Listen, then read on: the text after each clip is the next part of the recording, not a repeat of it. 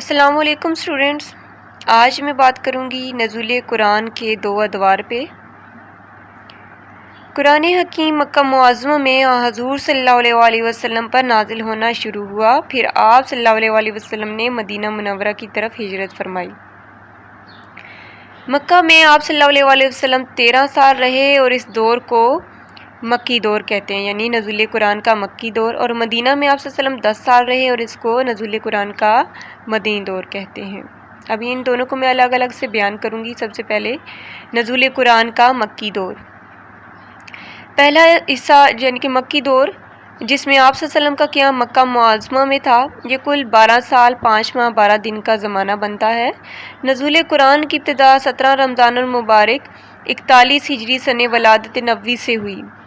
سورہ انفال کے مطالعہ سے اشارہ ملتا ہے کہ جنگ بدر اور آغاز قرآن کا دن ایک ہی تھا۔ غزوہ بدر بھی 18 رمضان المبارک کو پیش آیا اور اس زمانے کا اختتام 1 ربیع الاول 54 ہجری سنہ ولادت پر ہوتا ہے، جب آپ صلی اللہ علیہ وسلم مدینہ تشریف لے گئے۔ اس مدت میں جو قرآن کا حصہ نازل ہوا اس کو نزول قرآن کا مکی دور کہتے ہیں۔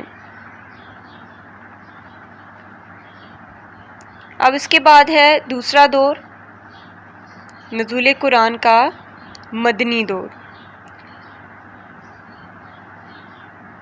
نزول قرآن کا دوسرا دور ہجرت کے بعد سے شروع ہوا اور یہ کل 9 سال 6 ماہ 9 دن کا عرصہ ہے۔